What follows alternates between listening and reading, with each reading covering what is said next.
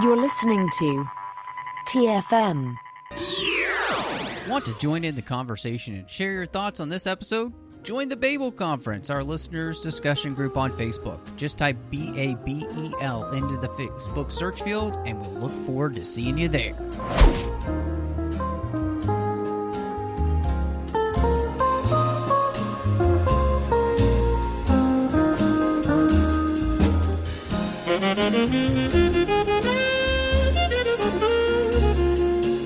Hello and welcome to TFM's local watering hole. We're calling it the hard deck tonight because we're not going below 5,000 feet. And I am just one of your hosts here, Matthew Rushing, and with me, as he is every single, well, not every single week, but he's in spirit, I feel like. And I'm so glad that he's here tonight to talk with me about Top Gun Maverick. That's right, the one, the only, the Sith. Oh, wow, the Sith. You know, yeah, that's your moniker. That's the one really? You got a Top Sith Gun, is right? my Top Gun? Yeah. Oh. Yeah. That's my call sign? Ooh. The Sith. I don't think that should be my call sign. I don't think that should be my call sign. What should my call sign be? Sith? I'm not a Sith. Yeah, call me Mace. How about that? Call me Mace. My call sign will be like Mace. What'll be your call sign? Kenobi? Oh man, see that is a. I thought about that question. So legitimately, when I was working at summer camp, we gave each other names like that. We had a camp name, and you called everybody by their camp name, and it wasn't until the end of the week when the kids got to learn your real name.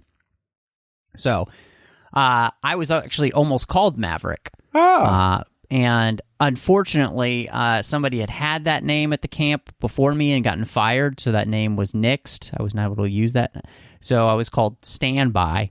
It's a whole long story. But anyway. Hold on a second. I think, okay, before you give your call sign, let's be honest, most people would probably give me the call sign Jackass. Okay? Can we agree on that one? This is true. So let's agree on that one. True. Or Asshat, something of that nature. I think Jackass is right. You know. Jackass flies for the Zinger factory. But what would your call sign be? Ooh, nope. You're wrong. Your call sign is Zinger. Even better. I love it. I know. There you go. That's the winner right there. I know. In all honesty, one, I did love Fanboy's call sign because it was actually written in the Star Trek font, which was well done, them. I don't know what my call sign would be. Kenobi? I mean, I think that would be a good call sign for you. That would work. I could totally see that being my call sign. What would your call sign be? Maybe we should open that up to the audience. Maybe people should reach out through social media and let you know what your call sign should be. Absolutely. That's a great question, John. People should do that through social media. And, of course, you can reach us all over the place over under social media. We've got the 602 Club on Twitter and at the 602 Club TFM on Instagram. Of course, you can find the entire network on Facebook at facebook.com/TrekFM. And we've got the listeners-only discussion group where it's a great place to have this conversation. So go over there. You can find the Babel Conference and join and talk to listeners from all over the world. We got the website at trek.fm. And you could send us an email there if you'd like as well and even give us that information. I don't know. I might be something like Kal-El or Superman or something like that, just because I'm also my love of Superman. I like that. Superman is a pretty badass call sign. Let's be honest. That's a pretty solid too. one. Yeah. Zinger and Superman. Zinger and Superman. We're the wingmen on this show. I love it. Well, I love when we get to hang out together, and we don't need wingmen because we're married now. That's true. But yeah, we still fly cover for each other just in case. But of course, if you would also like to help out the network, you can also do that over on Patreon at patreon.com/TrekFM. We could definitely use your help. We really appreciate everybody who's continued to support us through a rough few years for everyone. And if you like what we do here, please go over there and support us and make sure that all of this content can keep coming to you each and every week. So, John, I am really interested about this because,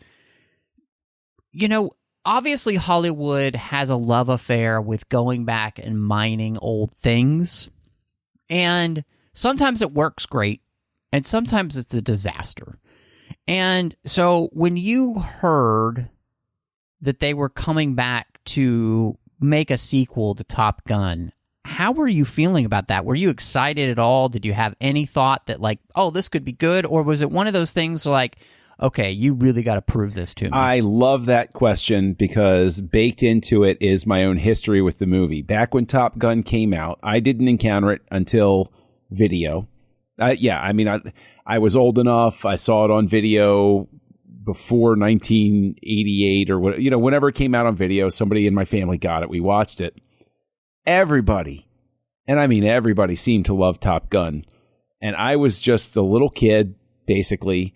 And I was like, I don't like this movie too much. It's okay. Like, I like the jet stuff. And I was pariah for quite some time.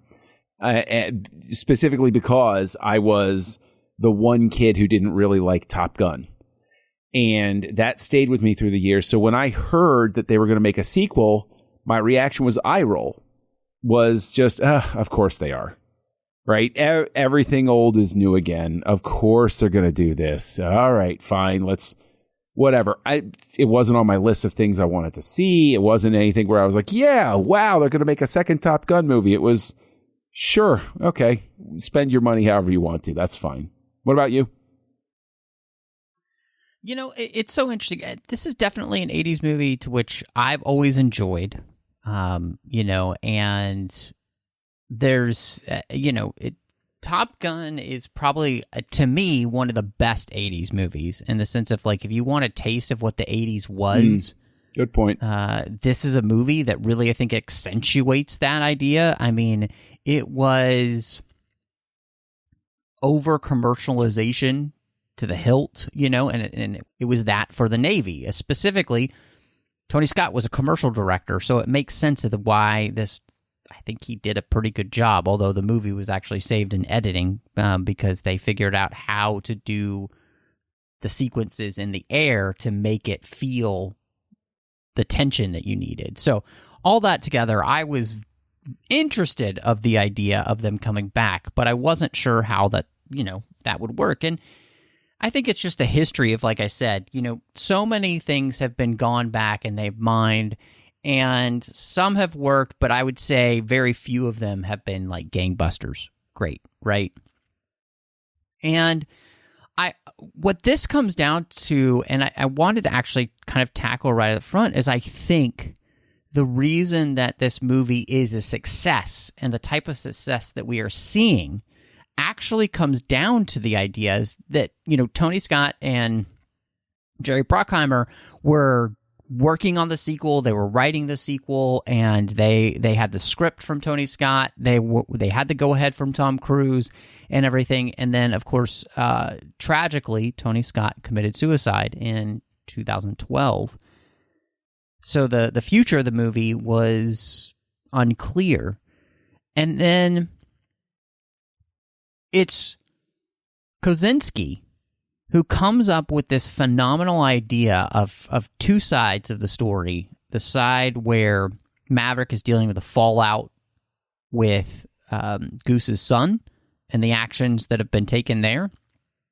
And then the fact that Maverick's getting older and his, work with the Dark Star and his inability to kind of find his place where he can do what he's best at, and people actually wanting that. And to me, Kosinski is really the key here because, like Tron, which I know you are a massive fan of Tron Legacy, we thought he just kind of nailed that as well. And so I think he's absolutely able to tap into everything you need to nostalgia-wise for this movie, but at the same time give you a story that continues it in a way that is fulfilling, enjoyable, and leaves you wanting more, actually. I am glad you mentioned Tron Legacy because I think that there are some people who are naturally gifted storytellers in the sense that they, as directors, understand what type of story an audience is going to respond to. It's just instinctive for them.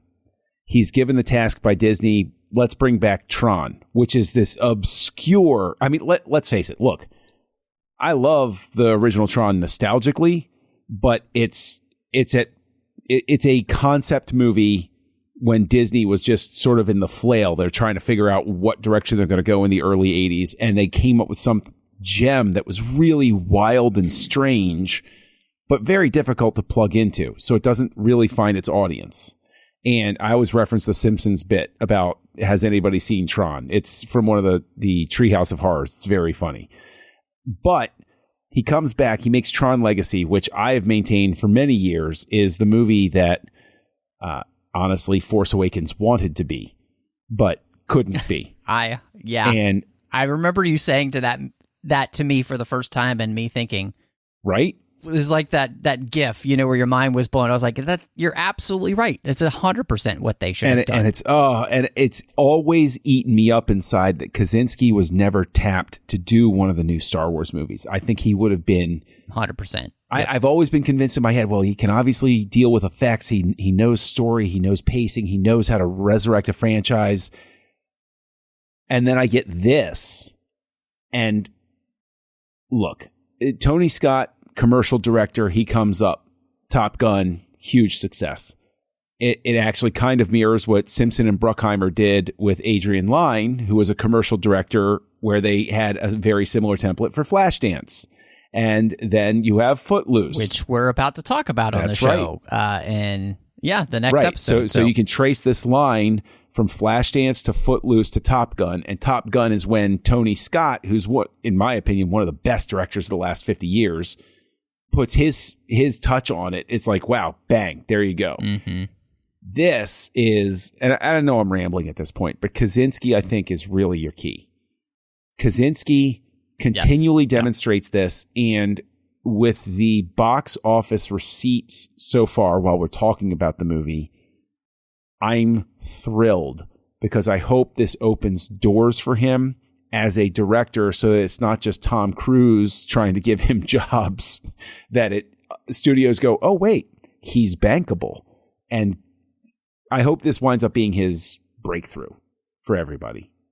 Well, and it came out that one of the reasons that Tron 3 was put on the back burner was because of Star Wars and because of the Marvel franchise. Mm-hmm. Does this maybe crack the door open for them to say, let's scrap whatever ideas that we have for Tron 3 and just go with the original idea he had? Because seriously, the money that this movie is making is insane. Yes, it is. I think that Disney won't do that, because I think Disney is a slow, bureaucratic behemoth now that can't turn things around. If it were Warner Brothers, given the angel of death moving through the executive core over there, I think Kaczynski has a shot. True. But not with Disney. Yeah. Or, even with what's going on, Paramount obviously is, so I think the couple things. Obviously, to me, it's very interesting, that Kaczynski basically, he flies to Paris, talks to Cruise. Cruise loves the idea and calls the studio, and they greenlight the movie immediately. And so they obviously realize they have gold. With as difficult as Cruise can be to work with, and he has been with, let's be honest, with Mission Impossible, he's been proven right. This movie needed to be seen on the big screen. This movie didn't need to be seen in your living room. This is a movie that reminds you of why we go to the movies. And so I think, for as frustrating I'm sure that could be for the studio is now reaping the rewards of Tom Cruise believing that this needed to be a film on the big screen. I think that's an amazing point. I think it's absolutely spot on. And I also think that Cruise has that same innate sense. He knows what people want to see. He knows what people want to experience. Yes. But if this were released streaming first or streaming only, word of mouth with streaming now is not enough. Period. You have to have your audience baked in. We're seeing that with this split and this tribalism now with Stranger Things 4 and Kenobi and Strange New Worlds, where people are breaking out. And I was talking about this with a friend of mine, and this is one of those things where this is not old man yelling at cloud. But I think playing into this is that when you have a movie theater experience, you have something where word of mouth has power, because it's people who go out, and I don't want to cheapen the word, but I've been going out since seeing the movie evangelizing to my neighbors. No, you got to go see this. No, you got to go see this. If somebody comes to me and they say, hey, this new thing on Netflix, you got to see it. I'm like, yeah, I'll put it in my queue. I'll get to it. And I never get to it because stuff always gets in front of it. I gotta get on it that night or it's going to fade. And this is one of those things where I just want to call out, you're right. Cruise saying this has got to be up there. I can tell you, if I saw this on the TV first, I'd say, wow, that was really good. I liked it. My word of mouth doesn't carry the same sort of weight for people, because I'm coming out of something saying, I spent $15 a ticket, I got concessions, and I sat there for 2 hours and 11 minutes, and I'm psyched about this. You got to go catch this. I think there's real power behind that. There's weight. Well, I think part of that is because it means more, because somebody legitimately went out of their way to go to the theater.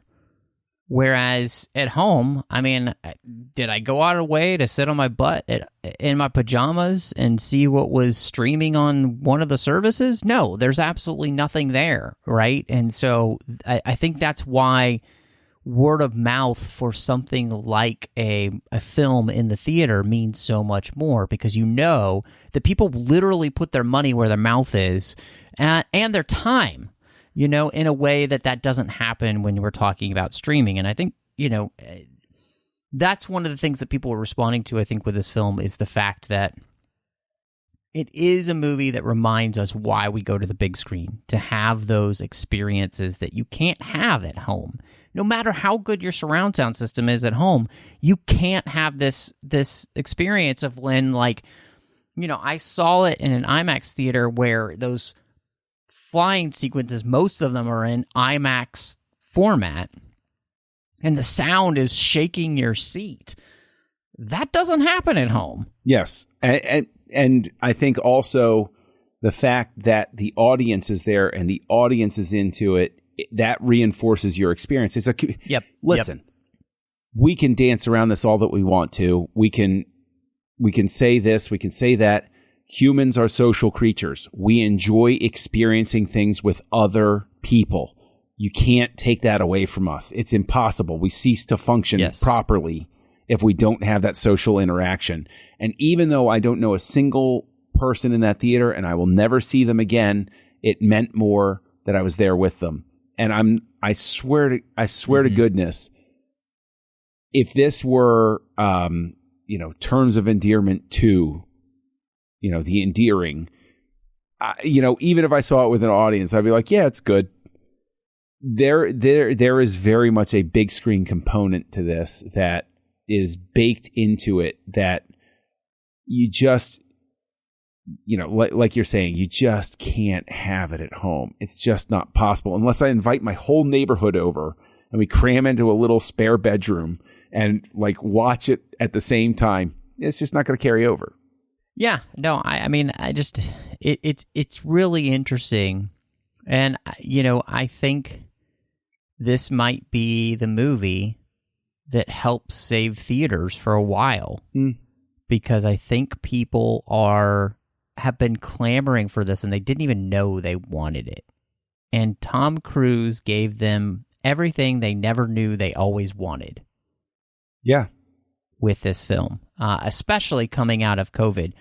And before we kind of get into the nitty-gritty, I think this is just a movie that also makes you feel good. Yes. It makes you feel good about life. It makes you feel good about America. It makes you feel good about our military. It makes you feel good about all these things that in many ways lots of movies try to make us feel bad about. And this is a movie that makes us feel good.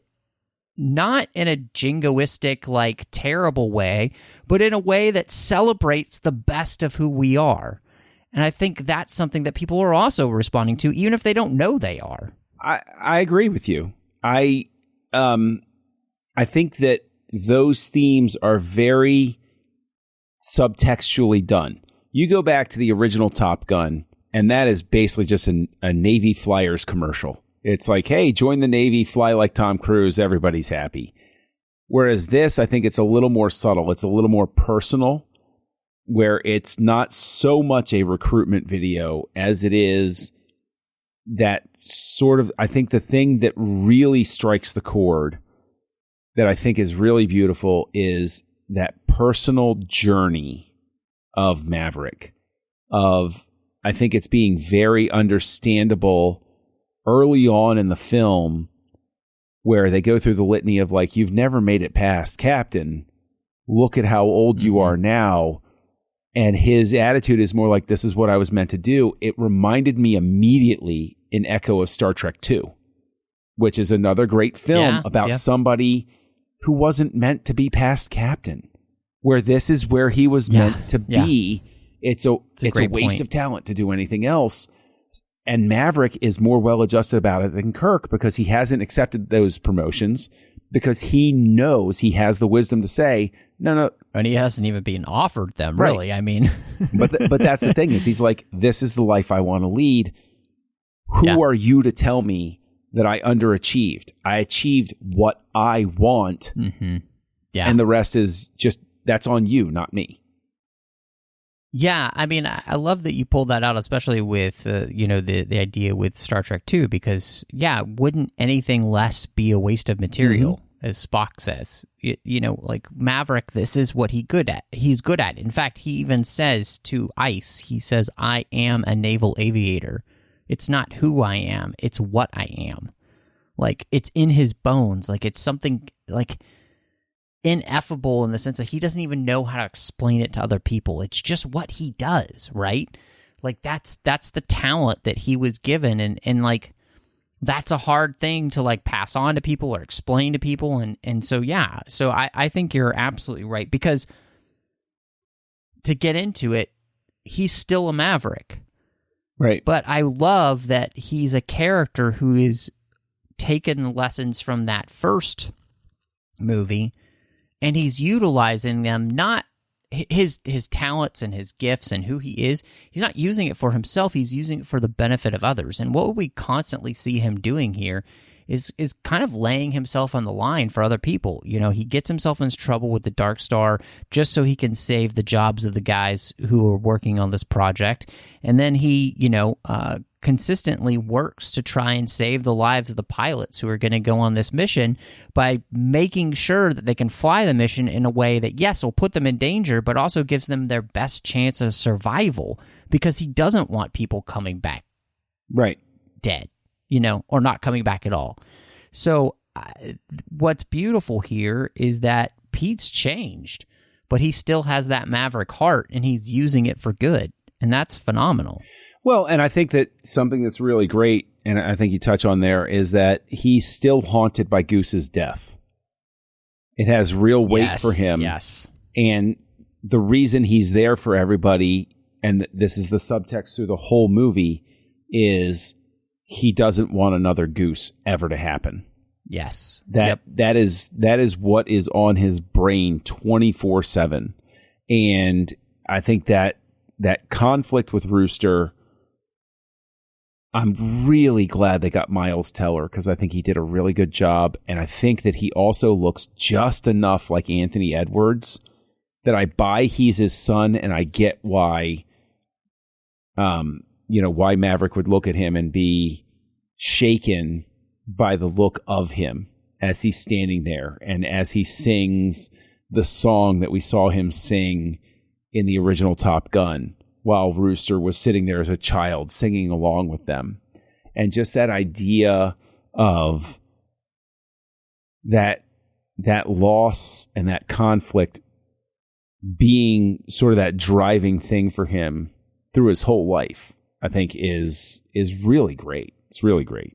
Yeah, I absolutely love that too. I thought, and again, this is one of the things that makes the movie so successful, is that it becomes so personal. It's about Maverick, and it's about his experience of what happened before and the way in which he was working to, as he said, try to be the father that Rooster would never have, right? And it created choices for him to which were really difficult. You know, I mean, the choice of, do I pull his papers because his mother never wants him to fly and she made me promise before she died? And do I tell him that because then if I tell him that, she's going to hate him on top of me? And so do I just let him hate me instead of both of us? You know, all of those questions, which is what it means to be a parent, right? Is to try and make the best decision for your child and think about all the different ramifications, short term and long term. And in the end, I mean, the way that that connects with his kind of his work life, which is that he's trying to make the decisions that are best for him, but also are best for helping the military, because I think he instinctively realizes that they need to be thinking out of the box. They need to be, you know, pushing themselves past these limits that have been artificially created and those kind of things. And like, that's where the two stories connect. And I think it's just a masterpiece in the sense that every part of this movie works together because they're all driving towards similar themes, but from different points of view. And that's what makes it so good. I think also there's a really strong thread here about, and this is a very Star Wars type of thing, that no matter how good the technology is, people are what matter most.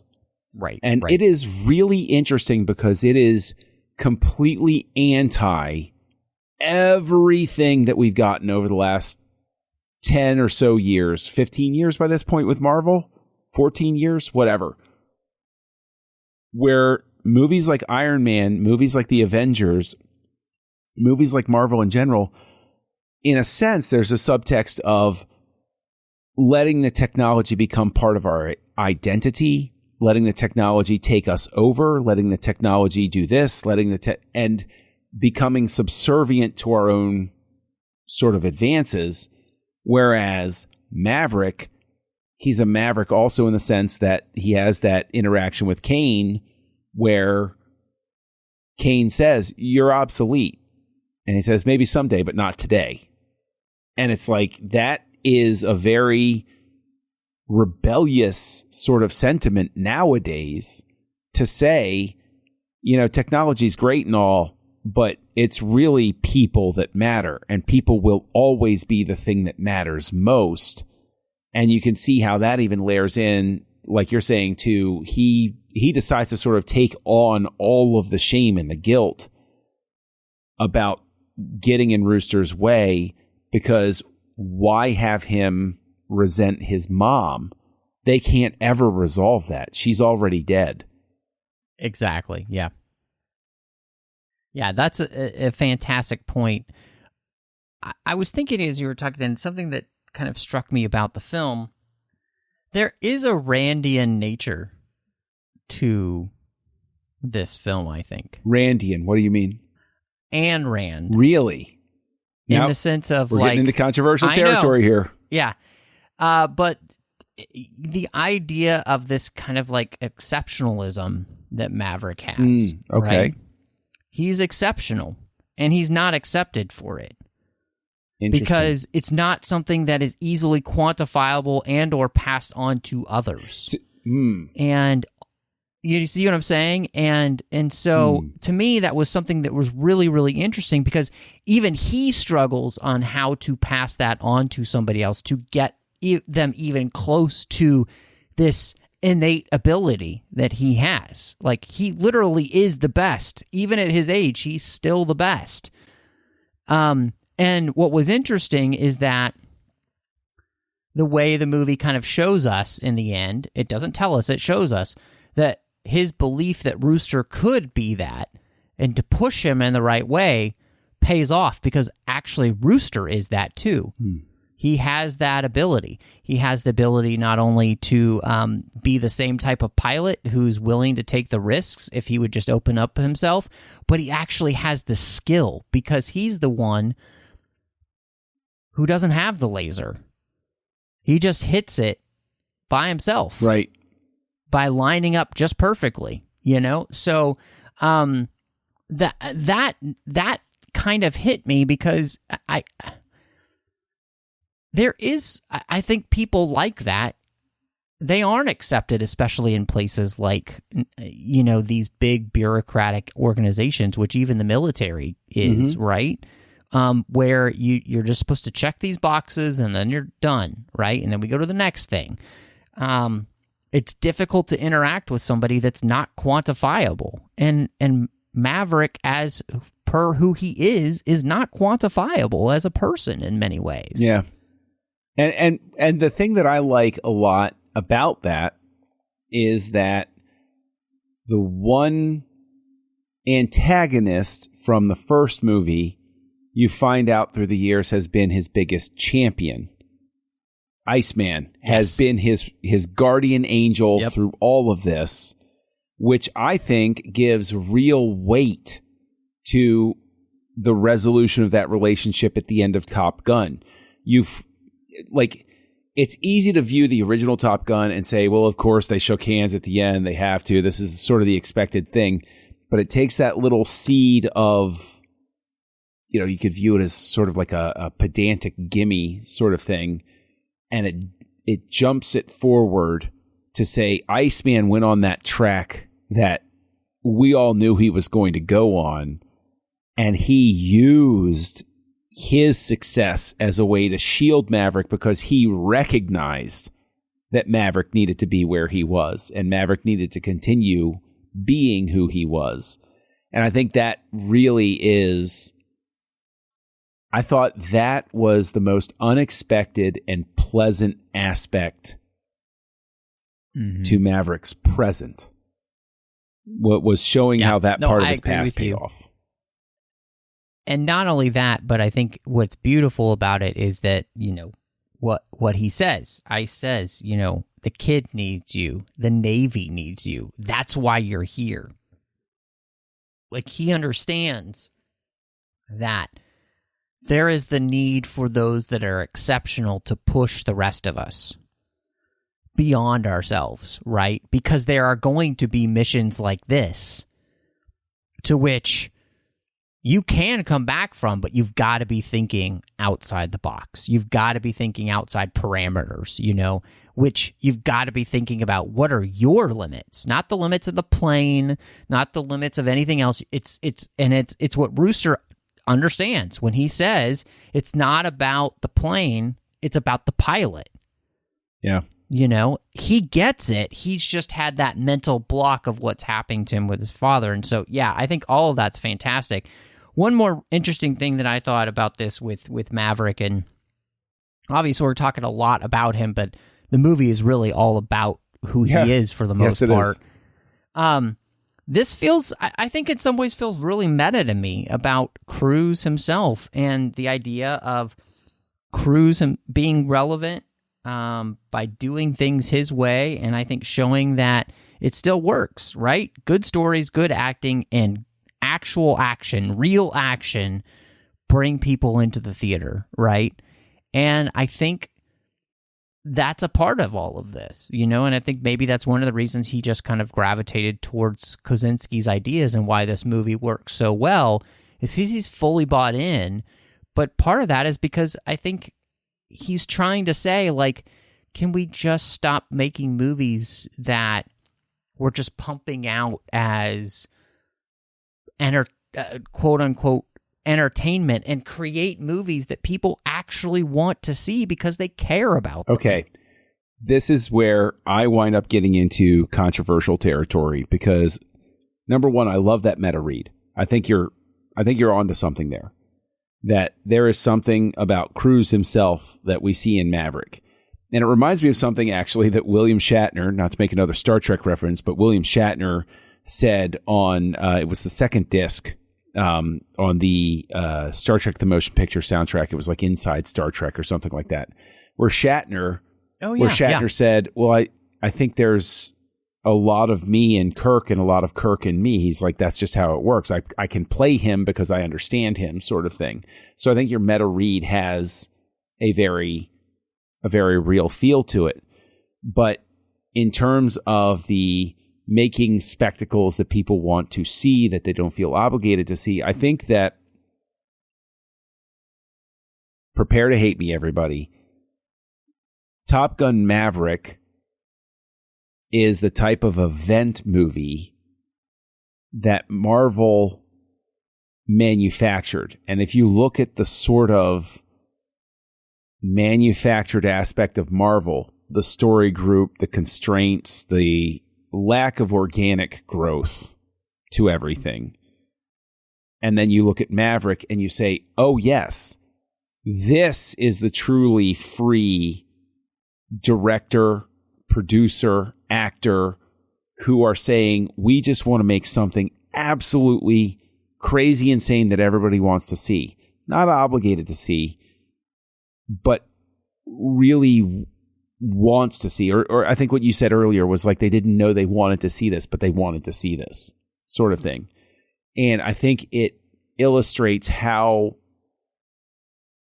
hollow some of those franchise type of movies can be. And I'm not saying that as a slight. We've done Assembling Avengers here on the 602 Club. Right. James Gunn, I think, is in that slot in the Marvel movies. I think Peyton Reed found that slot in the Marvel movies too. But like, I hope I'm not overstating the point, but you get what I'm saying here. This feels like an organic event movie as opposed to it's phase 2. It's the end of phase 2. We have to have an event movie at this point to transition. Well, I really do gravitate towards what you're saying, because I think what it is it the recognition that they matter, right? The stories matter that we're telling. And so, Cruise has talked about in the news, which is this idea like, we weren't just going to come back and do this. Like, it had to be right. He is a producer at heart. Like, one of the things that he did in the original Top Gun, and we talked about this in the episode we did on Top Gun, which was he actually learned how to be a producer, that he wrote that into his contract so that he could be more than just an actor.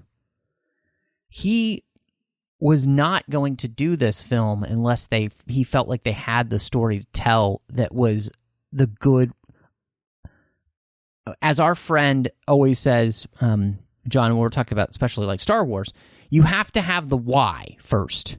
And the why has to be beyond because planes are cool, because X-Wings are cool, right? This story, and I'll compare it to Kenobi here, just to make the comparison, has a why. Why? Because it's about Maverick. It's about telling us something about Maverick that we didn't know before, that we didn't understand before, and kind of helps complete his journey, right? I would say the same thing about the new Kenobi show. It's about telling us something we didn't know about the character and about helping us complete his journey and making it more complete than it was before. And I think that's why it works. And part of that, and we brought this up a little bit, but I'm so glad that they were able to get Val Kilmer back. Amen. I think he has such a pivotal role. He's obviously in it for a very short time, and we all know the reason. He's filming this at a time before he had even had surgery. He's definitely struggling. But the fact that he came back, the fact that you can feel the love between him and Tom in that scene is just, it's palpable that these two guys have such respect and love for one another. And he's the one who makes the rest of this possible, right? He's one of the main characters who helps push his friend beyond where he is by getting through to him. And what's beautiful about it is that we're able to do it with some text on a screen, some looks, and a few lines of dialogue. It's just incredible. I think it gets at the core of something we've all unfortunately organically forgotten, because he hasn't been active for obvious reasons for some time. But Kilmer is a truly gifted actor. All he needs are his expressions to convey what we need to know as an audience. And I think that moment actually winds up pulling out probably one of the best scenes of performance from Cruise that I've seen in a while, because he has to give back what Kilmer is giving to him and he doesn't have a heated exchange. He doesn't have a verbal cue. He simply has to go off of what Kilmer is giving him visually. And the fact that they make it work where Kilmer is silent through the majority of that scene is incredibly powerful. And I think that the thing that made me sad during that scene in a real world sense was this really feels like no matter how many years are left, this was Kilmer's true goodbye to everybody, saying, I don't know how much longer I'm going to be here. I want everybody to know how much I appreciate what I've had. And seeing this performance along with the documentary about him called Val, it really made me understand the painful moment that this former megastar is in.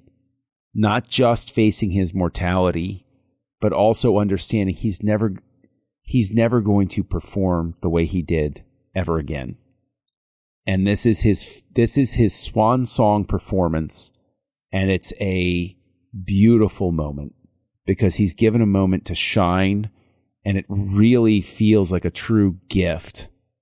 Not a gift from Cruise, but a gift to Kilmer from everyone to give him that opportunity to have one last bow with everybody and say, I appreciate it. I did everything I could.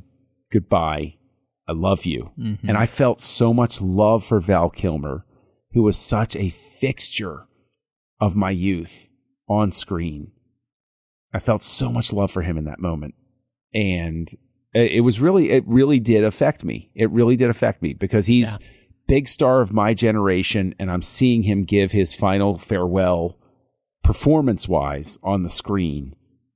That really has weight. I mean, I honestly, I think you said it so well, and I don't know what I can add to that, but I completely concur with everything you said, and I did find it to be one of the most moving and impactful parts of the film, and, you know, in all honesty, there probably were some was it dusty in the theater? I don't know. It got a little dry in my theater. It was a little dry. A little dry. And it should, you know, and I think that's the thing that this movie was able to do is it, like you talked about it, we're kind of coming off the original film is this kind of like commercial for the Navy with, you know, hot guys and, you know, fast planes and pretty girl, all that kind of stuff. And yet this movie is playing with real emotion. And I think maybe this is weird, but I think it's because this is maybe the Gen X movie. Yeah. Where we're all dealing with our own mortality and we're all dealing with our own age. You know, Cruise is older than both of us. But, you know, Jennifer Connelly's not that much older than either of us. And we're in that age range, right? Where it's like, yeah, we're kind of starting to notice that maybe we have more life behind us than we do have in front of us, and like asking all those questions. And that scene with Kilmer, I think, allows us to be able to start to deal with those ramifications. But it's also the ramifications, as we were talking about, that we're dealing with Maverick in this film, right? Like, what do you want for your life? And what do you want for the rest of your life? You know, and if you want to make a change, you got to make it now because you ain't got a lot of time left. Well, I mean, who knows how much time any of us have left, right? It's like, true. I almost think of the end of, the end of Blade Runner. You know, who knows how long she has, but then again, I'm going to butcher the line, but it's like, you know, it's Edward James Olmos's line echoing in Decker's head, where he, where he's basically saying she doesn't know how much time she has left, but then again, who does? And just that sort of driving focus. And if anything, while Maverick is saying goodbye to Iceman, I can honestly say that since my father did not, go the same way as Iceman, I can honestly say that the way that they handled that scene and seeing the flag folded up and hearing taps play, for anybody who's gone through that experience, of anybody who served and they have that moment at the funeral, that was an incredibly difficult moment to get through in the theater.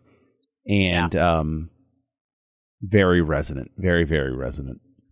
Well, one of the things, John, that I thought worked phenomenally well was the way in which we brought back an old flame that was mentioned in the first movie by Carol Bradshaw about the fact that, he went ballistic with Penny Benjamin, an admiral's daughters, because, he likes high-speed passes over control towers and an admiral's daughter.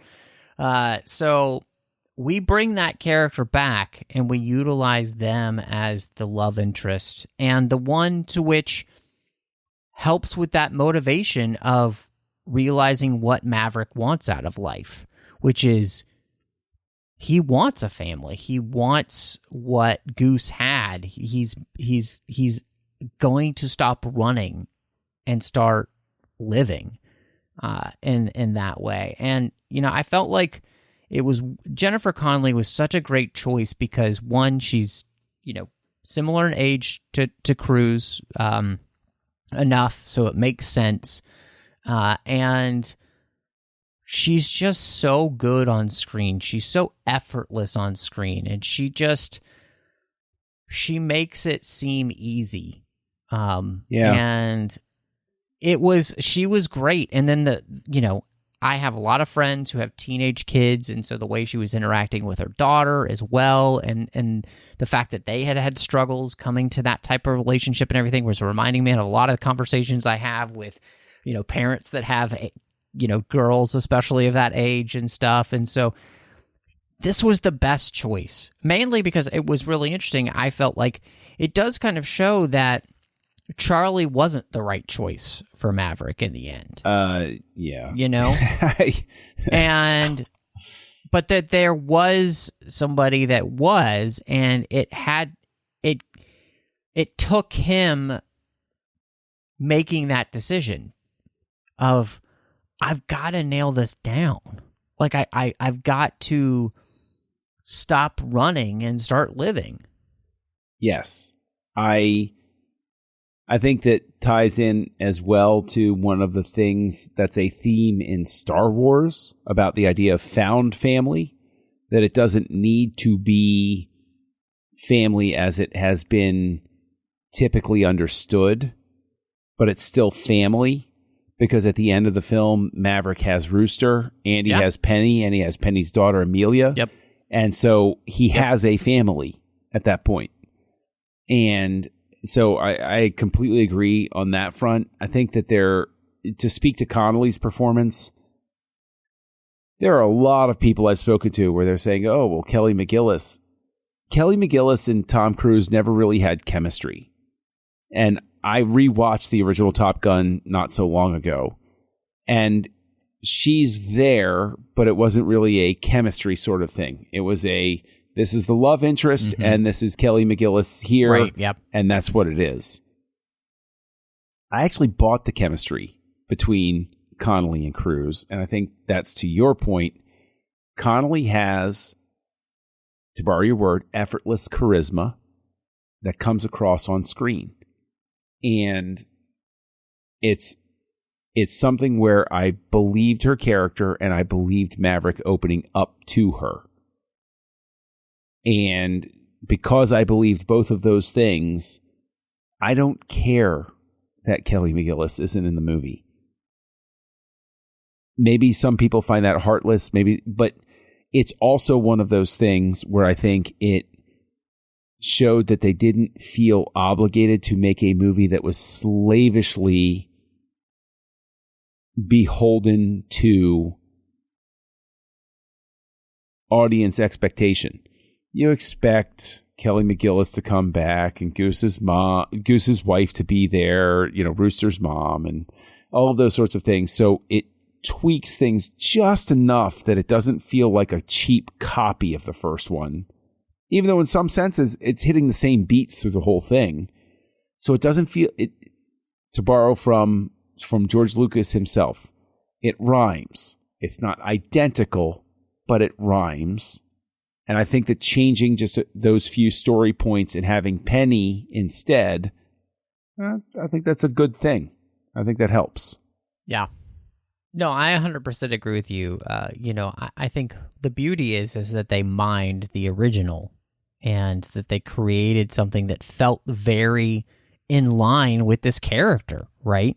That Penny wasn't just a one-night stand, that Penny was somebody who Maverick had an on-again, off-again relationship. And I also think that's something that's really realistic in life. That happens to quite a few people, right? And I think one of the most touching scenes in the movie is when he jumps out the window and Amelia's standing there and she says, "Just don't break her heart again." Mm-hmm. And you realize the weight. He realizes the weight of what he's done, and he's just told her he never wants to leave her again. But I think that's even more solidified in that he's choosing to be a part of a relationship with not only Penny, but also Amelia. Mm-hmm. And he's hurt her too. Yep. I really like that because it's taking into account a very minor character, but the way it impacts our main player is fantastic. And I think it just kind of shows how, for so many of us, fear can get in the way of us making the choice that would actually make us better people, that would make us happier, that would make us more whole. And Maverick, that's what the beauty of this movie. He stopped running, and he's going to live. And I think that's really beautiful. And I think it flows right into the son he never had, in the sense that, Miles Teller, I think, in all honesty, is one of the best actors of our generation. He is of a younger generation. He was, yeah, exactly. But of right now, he was in Whiplash. He was in The Spectacular Now. He's in this. He's in The Offer right now, which he's phenomenal in. This guy is such a good actor, and having seen him in lots of different types of roles, all the ones I just mentioned, he has such range. He can be very serious, but he can also be really funny, which he got in this movie too. Like that moment where he's like, "Oh, I guess we're going," and just his facial expression before he runs is real funny. And like you said, obviously he looks enough like Anthony Edwards. So I am so glad they cast him in this movie, because I think he's one of the things that really helps. Along with Jennifer Connelly, he's one of the things that makes this story work, because they found the right actor to play against Tom Cruise, who can bring it in those really heated moments, but can do all the other stuff that you need to really make him a character to which you like. Yeah. I don't have anything I can possibly add to that. You're right. It's the chemistry is great, and Teller was a phenomenal choice. Absolutely agree. Yeah. It's one of those things where I almost feel bad, for, not talking about him more, but it's just what is there to say other than he was just phenomenal? Miles Teller has always existed as an actor that when you watched movies, you would say, "Oh, that guy, he's good," right? I think that this becomes a catapult for him. I think that the rest of the cast, these are almost all of these people, not every last one, but almost all of these people I've seen in other roles. They're good actors and actresses. And this, I think, winds up becoming a star-making role for a lot of these people, like Glenn Powell. I think Glenn Powell has a great stand-up. And the thing is, this is where I went back and forth with my wife. Because my wife, who saw it with me, and trust me, it's a special treat when my wife actually sees a film with me. It's a rare event. She saw Hangman as a lot like Iceman, and I contend Hangman's more like Maverick. He breaks the flight deck. He leaves his wingman, which is exactly what Maverick gets chewed out for in the first Top Gun movie. He's cocky. His mouth is writing checks that his body can't cash. Iceman was cocky, but Iceman was cocky, and he specifically had a problem with Maverick because Maverick was dangerous. And, you know, everybody makes fun of it. It's like, you guys dangerous. But seriously, that was Maverick's problem. Not Maverick's. Iceman's problem was, I'm a great flyer and I follow the rules. You're great, but good Lord, you're going to get somebody killed out there. And I see Hangman as more an imitation, an echo of Maverick as a young man than Iceman. And I think that's why it's so interesting and beautiful to have Hangman be the backup, who nonetheless gets a beautiful moment later in the movie. But it's one of those things where it's like, yeah, that worked so well, right? Like, I really thought that just worked amazingly. And I think Glenn Powell is going to enjoy some really high-paying, high-profile roles for a little bit. As long as he plays it right, he's going to become a star. I think so, too. No, I 100% agree with you. I think that next generation of pilots that they have for this film was really well cast. And I do think, for me, you know, the standout was absolutely Glenn Powell. But and I think what was interesting about him is the fact, like you said, I think 100% he's the mirror for Maverick from the first movie, which I loved. And what's really cool too is he's actually about to be in another film where he's flying, called Devotion, based in the Korean War. It's a true story. Oh, wow. Which looks phenomenal. I've seen the trailer now a few times because I've seen this movie, and I can't wait to see it. So, but I'd also say, I mean, Lewis Pullman, who is Bill Pullman's kid, was great as Bob. Yep.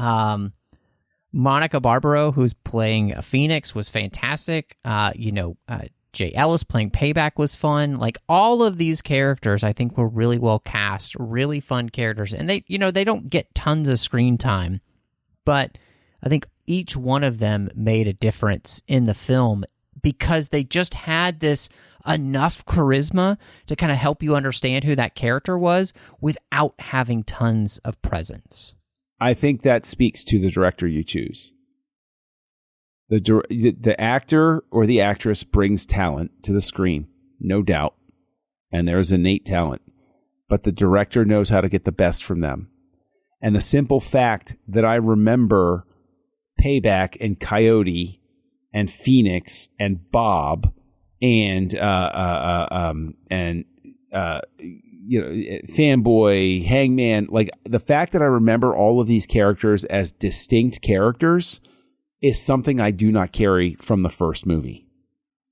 I remember Goose, and I remember Maverick, and I remember Iceman. Throw me a call sign from the first Top Gun outside of those three. The simple fact it took you a second. Man. There you go. I can't think of one. Yeah. There you go.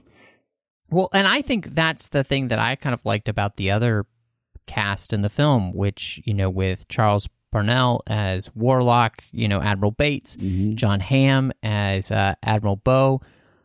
Both of them are so well cast in this movie. Oh, yeah. To play their different roles.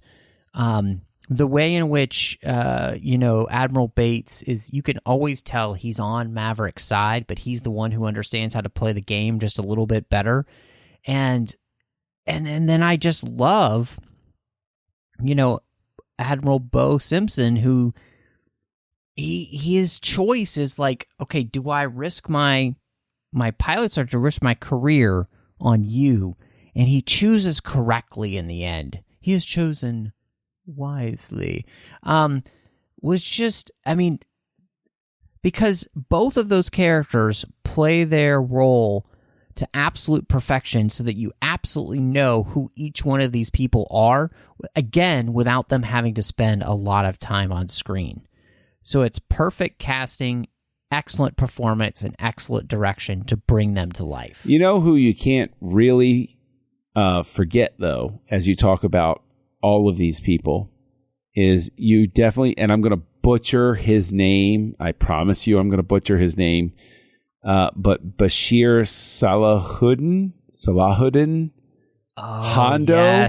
Yes, playing Hondo. I love, and of course, I mean, as longtime Star Wars fans, his name being Hondo is like, okay, I love him already, but he was so good. And that scene, and I was able to explain this because one of my daughters went too. That scene was so great when Maverick is strapping in at the end. And they have that echo where he says, I don't like that look on your face. And you see Maverick is shaken, but he knows he's got to say it. He goes, well, I don't have any other look.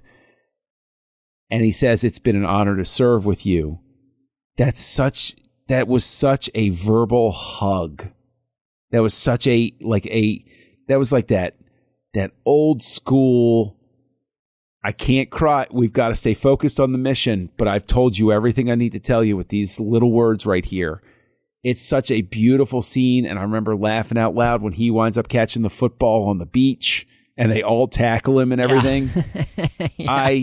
Nothing but great things for this guy going forward. I know that he is, like, this is going to be the star-making turn for him, too. And I can't wait to see him in more stuff. Yeah, and I just think it goes to show what you can do with the right script and the right director and the right performer to bring something to life. It's phenomenal. I do want to ask you just about the mission that they go on, because it seems eerily familiar to a franchise that we both love and one we would love to have seen Kosinski work in, which is Star Wars. Does seem similar, doesn't it? It's almost as if they're going down a trench to, I think an incredible rate. I think they even rate. say that they're going for an exhaust port that's exposed that will be, it's about 2 meters wide. That the missile will go down to blow it all up. Sure does seem familiar. It sure does seem familiar. It's like Maverick had experience, like shooting womp rats in his T-16. Beggar's Canyon. It was extremely familiar, but at the same time, it was the same but different, because the original Star Wars was like, oh, I'm going to fly down this trench. This was, the curves and the twists and everything like that. That was thrilling. And yes, just reinforces the whole idea of why has not Joseph Kosinski gotten a Star Wars movie yet? Like, what the heck? If anything, oh boy, here, I'm not going to make friends again here. This was way more interesting than what they did with the attack on Starkiller Base in The Force Awakens. Like, this is yet another thing where it's like, the hell, man? Yep. How did everybody else figure this one out? Like, it's the same, but different. It's not a straight shot. It's twisty and turny, and you have to pull these crazy maneuvers off. Why not? I don't know. Well, and, the action was very clear, which brings me to... let me jump in on that. I'm so sorry. Let me jump in on that, because I think that one of the things that was beautiful was at the end when they're in the post-mission dogfight and they're cutting back and forth. You're just on the verge of losing your sense of place, right? You're just on the sense of, like, you're going back and forth and you're saying, wait, where is everybody? What's going on? And there's the brilliant, beautiful decision to suddenly cut and show everybody in a wide shot flying at each other and flying 100%. Around. And it's like, I was actually going to say that. That was just a brilliant decision. Yep. Yeah. Because it was, I need to let you understand the chaos that's happening, but then I want to show you the larger picture so you have an understanding of what's happening there. And and that's where I think the action and the look and the feel of this movie are just phenomenal. And we talked about that a little bit at the beginning, but they shot this with IMAX cameras. Their their 6K cameras. Their team spent a year with the Navy forces using the IMAX cameras inside the cockpit. The actors actually had to learn how to turn on the cameras so that then they could do their takes. So they're basically having to learn about basically directing themselves, being taught about lighting, cinematography, and editing. Like, the amount of work that went into making this film look and feel the way it does. So you felt like you're in the cockpit. Again, the same way you did in Top Gun, was fantastic. And I think this is one of the things that, again, people were responding to with this movie. And look, I don't have a problem with the use of CGI and things, but when you can do it for real like this, it's worth it. Absolutely worth it. And that there were 800 hours of film shot. Do you realize? Which is more than the Lord of the Rings trilogy. Do you realize that the editor for this film was probably on the brink of insanity assembling this stuff?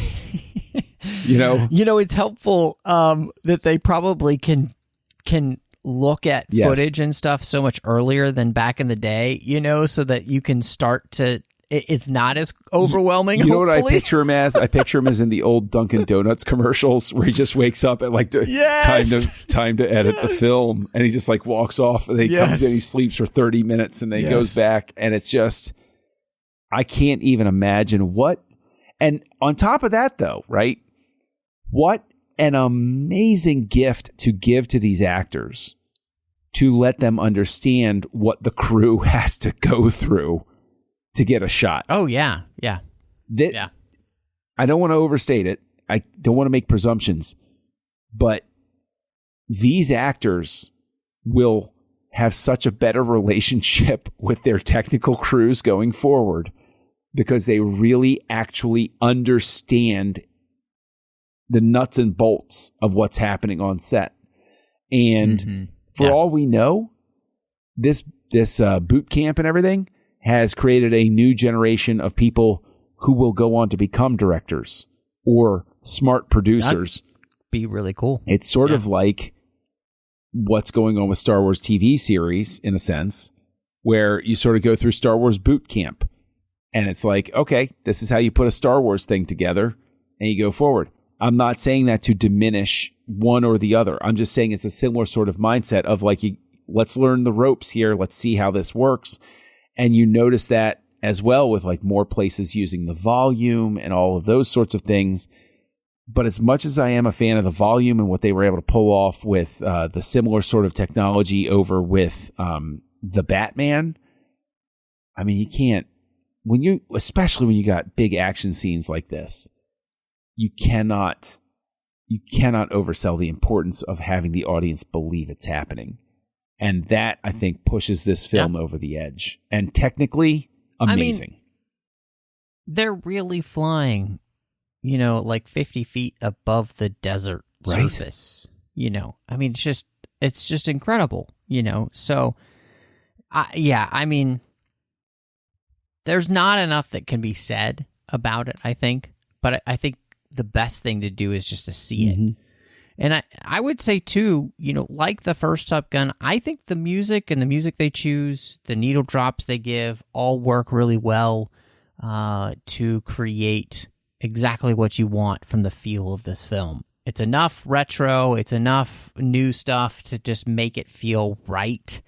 And, I mean, you have like Hans Zimmer's even in there to help with some of the composing, that they do, which I could hear, some of his refrains and stuff. A lot of drums. With the, which was great.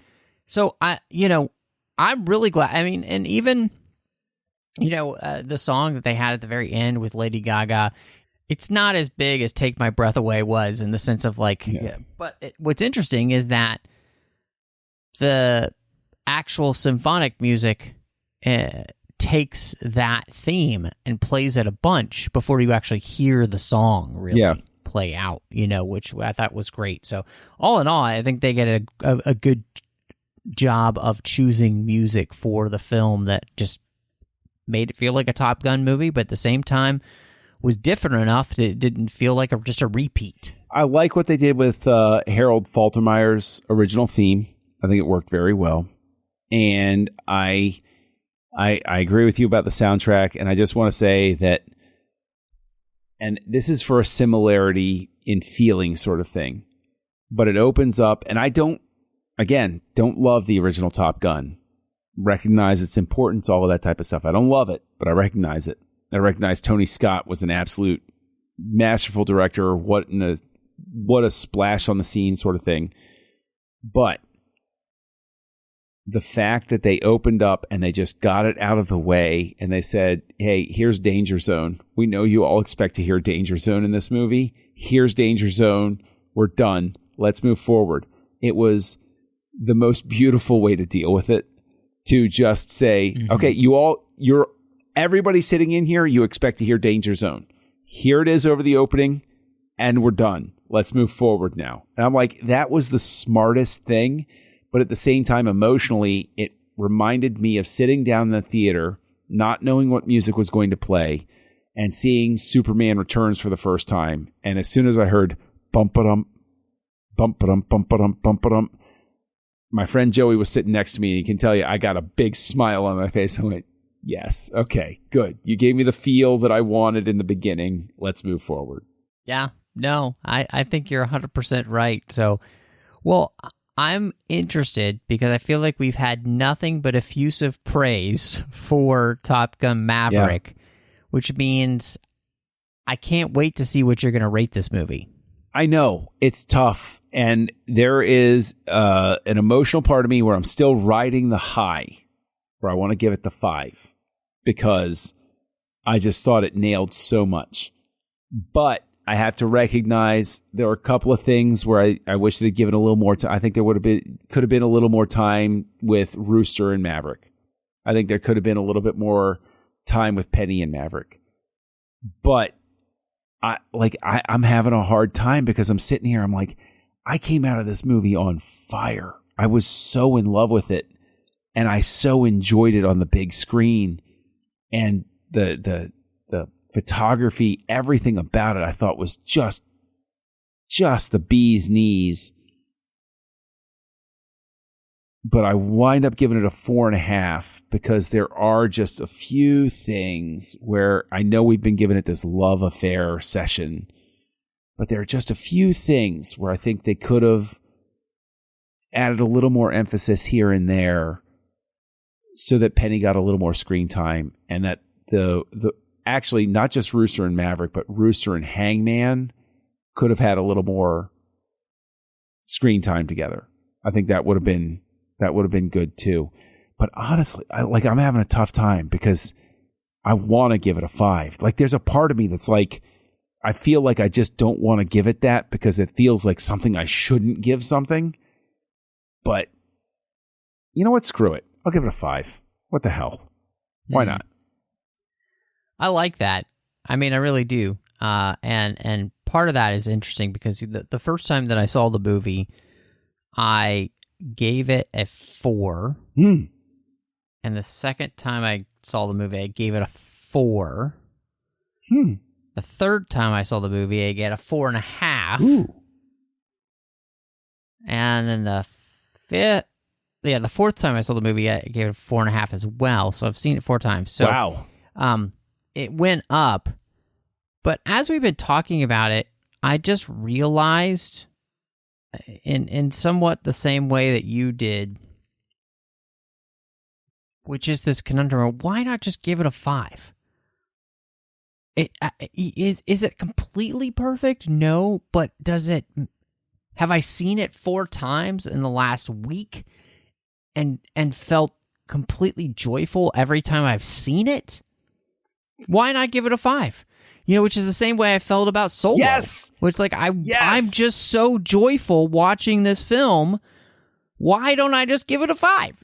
So I'm right there with you. This is definitely a 5-star film. I'll be changing it on my letterbox because it deserves it. But yeah, I mean, I'm so glad we got a chance to do this. just FYI for people, the creating of this episode was almost as arduous as the creation of this movie in some ways. And we had a lot of behind-the-scenes things that happened, but I'm really glad that we got an opportunity to talk about this because I've had just an absolute blast with you, John. And so if people want to catch up with you maybe and see what else you've got going on these days, where would they be able to find you? Well, my call sign online, Matt, is Kessel Junkie, KESSELJUNKIE. I do inhabit Letterboxd. That's where I have the most fun online because pretty much every other social network is a cesspool of horror. And you can find me doing podcasts as well, aforementioned Snyder Cuts and Assembling Avengers here on the 602 Club feed. You can also hear me over on the Nerd Party, where I co-host 2 shows, House Lights with Tristan Riddell and Darren Moser, and a delightful, in my opinion, Star Wars show called Aggressive Negotiations that I co-host with you, Matthew Rushing. Which I love doing with you, and I hope that people will check out because they just should. You could find me, of course, all over the place on social media on the moniker MattRushing02. You can also find me here on the network, not the 602 Club, doing things like Literary Treks, The Orb, Warp 5, The Artificial Tango, and Saddle Up. Literary Treks about the books and the comics of Star Trek. Warp 5 is about Star Trek Enterprise. The Orb is about Star Trek Deep Space Nine.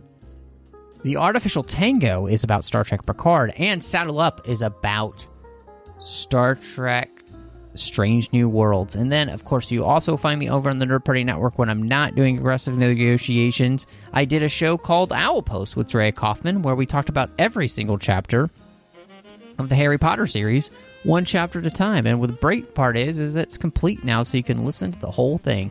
But thank you so much for joining us. And I gotta say, John, I feel the need for speed. Yes.